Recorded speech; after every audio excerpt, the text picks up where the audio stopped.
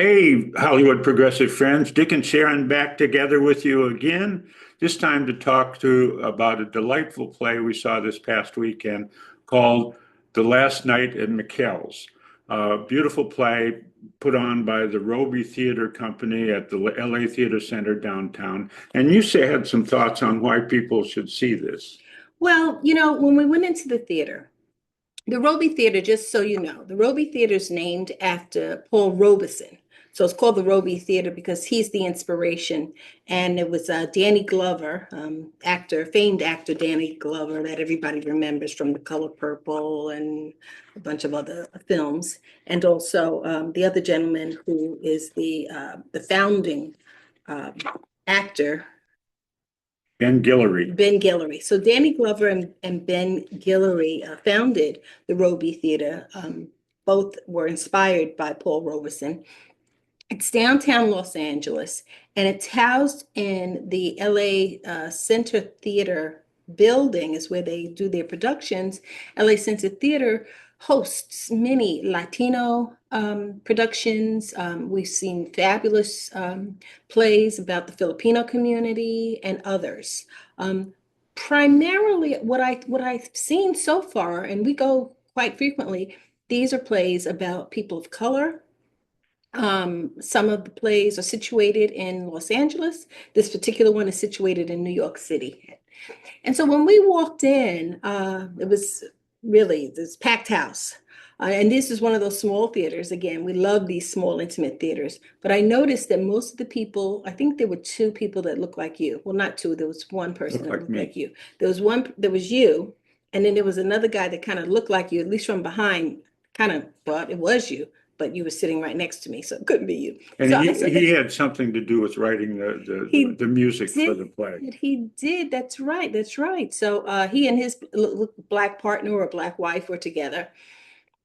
But I think every other seat was filled with black people, which, it's wonderful that black people could see this. But I tell you what bothered me a little bit wasn't that it was just black people, but it's black people of a certain age.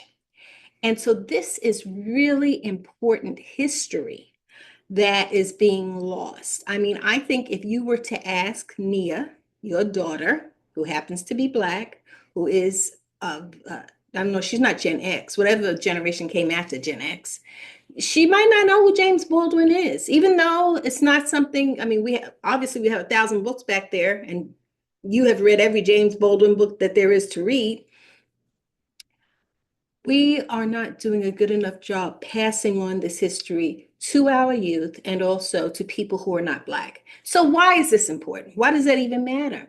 Well, in my heart of hearts, I believe that in order to have a fully participatory democracy, people need to feel that they have ownership in the full realm and the full rainbow of colors of what is America. And when I see segregation everywhere in music, in the theater, in employment, in the employment sector, in education, in housing, in medical care, it's everywhere in the United States. So I figure, well, I have a little tiny platform. I'm going to mention why it's so important that everyone come to see this play. There are two books that I love that really helped to inform me about the importance of diversity. One of them was written by Scott Page. He is a social scientist, and the name of his book is The Difference: How the Power of Diversity Creates Better Groups, Firms, Schools, and Societies. And he wrote this book talking about lots of different types of diversity, not just racial, ethnic diversity, but diversity of class, economic diversity, diversity of physical location, people coming from different parts of the country working together. And what he found is that our collective wisdom extends the sum of its parts. He says that in teams of people that are a diverse team that work together, they find better solutions than brilliant individuals working alone. And he takes that theory and extends it to this democracy. The other book is a book that was written by the late, great Lonnie Guinier and Gerald Torres. And that book is The Miner's Canary: Enlisting Race, Resisting Power, Transforming Democracy. And what Lonnie Guinier says, and Gerald Torrance, is that like Like the canaries that alerted miners to an atmosphere, issues of race point to underlying problems in society that ultimately affect everyone. That message is so important, especially today when we look at the banning of books. I mean, this play itself, perhaps the Trump administration would have wanted to ban this play. So that's all I'm going to say about that. You go on to this fabulous play last night at Mikell's. Before I go on, I have to say that I shared my love for James Baldwin with my daughter Linnea when she was younger, when she was in school, and I pressed upon her to read at least one of his books. I was fortunate in my all-white suburb of Minneapolis that an English teacher assigned another country in must have been 1962 or 63, right after it was written by James Baldwin. And I fell in love with the book, and as I do with the authors I like, I scouted up every other thing I could read by him, and he was just a light of my life when I was a kid. I loved his writing. I loved the issues of race and so forth. And I was fortunate walking across the campus of Columbia University as a freshman in 1965. In the darkness, who should I see but an English professor I knew striding across with James Baldwin. And I stood there kind of gobsmacked. Especially after having read all of his books. Enough so that the two men stopped. They didn't know me from Adam. I wasn't in that professor's class, and they talked, and we had a discussion, and I shared my admiration. And I said, as they say in the review, I wish I only had gotten a selfie with them. So last night at Mikell's is based loosely around reality. Mikell's was a jazz club on Manhattan's Upper West Side that was the place to be from the late 60s to the early 90s. It was in the heart of what was then a Black artistic community. Black studio musicians, Black authors, Black actors lived there and hung out at Mikell's. And if you were Maya Angelou or Toni Morrison or James Baldwin, you would show up there. So it was a hot place. Something happened. In reality, what happened is a thing called gentrification, which goes on her about race. That part of New York City, the Upper West Side, became very tony, very expensive, and drove out the Black artistic community. And so, in a night, as the author Larry Muhammad imagines, he imagines the last night at Mikell's when they had to close the bar. The owners had run into money trouble and they had to close it. And it imagines three well-known people and the brother of one. It's Maya Angelou, Miles Davis, James Baldwin, and James Baldwin's younger brother, David Baldwin, who was the actual longtime bartender at the bar. So these are all four real people. Right. And they come together and they toast, celebrate, commiserate on the closing of a jazz club. They closed, but really the racism that they endured in their lives.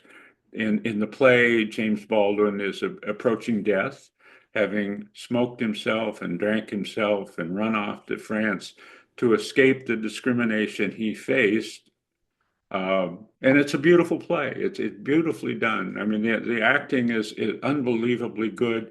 It isn't pedantic. I mean, you don't have to go there for a lesson on racism. It's just a beautifully designed story. The playwright's idea of putting a play on that specific time with those specific people doing a specific thing really rings true to me. Yes, absolutely. And the actual bar was in my neighborhood, not far from where I lived in the South Bronx. And I lived there during those years, but of course I was a child and I couldn't have gone to those places. But there was just so much about just the vibe and the way the set design and the music and the images that they projected onto the walls of the the stage. Images of both contemporary and long past musicians and artists in the Black community. Whitney Houston was one image that I was surprised to see, because this was a jazz spot. But they cast images and played a little bit of the music in the background, and it was very reminiscent of me living in New York, my parents listening to that kind of music. And of course, I listened to it too. I'm not saying that, but my parents bought it. I didn't buy it, but I did certainly absolutely enjoyed it.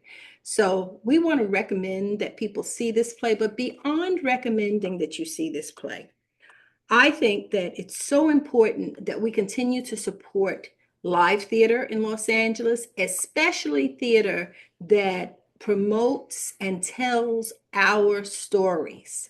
The Los Angeles Center Theater is just Theater Center, Los Angeles Theater Center, and they spell theater Theatre.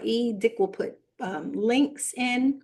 The actors that were playing these roles, you mentioned that Yeah. Let me say. I mean, talk about the actors. so two of them in particular. Julio Hansen, who we interviewed some time ago, plays James Baldwin to a T. He doesn't really look like him, maybe his size, but he inhabits his soul, and you get the passion and the flamboyance and the beauty of and the pathos of James Baldwin played out in him. And another, Rachel Rosser, plays Maya Angelou, just to a beauteous T. Yeah, a younger Maya Angelou. Right. It's not the Maya Angelou that I would envision. Right. Because I think that I think it's Raquel Rosser. Raquel Rosser. She appears. I have no idea how old she is, but she seems to be, and maybe in her 20s or 30s. So she's not the Maya Angelou. She's not able to project the body and the size of a Maya Angelou, but she's sassy and she's beautiful and she does a great job. And James T. Lawson II, the son of the famed civil rights worker, plays David Baldwin, the bartender, and does a very nice job with that too, in kind of the supporting role, but really good. And then late on the scene comes Nick Gilley playing Miles Davis, which he brings his own brand of insanity to the work, and it's just wonderfully done. Yeah, and I like the tension between Maya Angelou and Miles Davis. I don't know if that was real, but knowing what they both stood for, I suspect that it probably was real. Anyway, we highly recommend. And also the evident love between the Maya Angelou and the James Baldwin character. Who wouldn't love James Baldwin? Who would just be in love with him? So I think it plays till May 11th. So you've got a week or so. I would rush on down. Absolutely. Thank you. Thank you for sticking around. If you like the LA Progressive content and the discussions we have here, please consider clicking the subscribe button below and also give us a thumbs up. That helps to grow our audience by feeding the algorithm, which helps to get this content in front of more eyes. Thanks for stopping by. We really appreciate your support.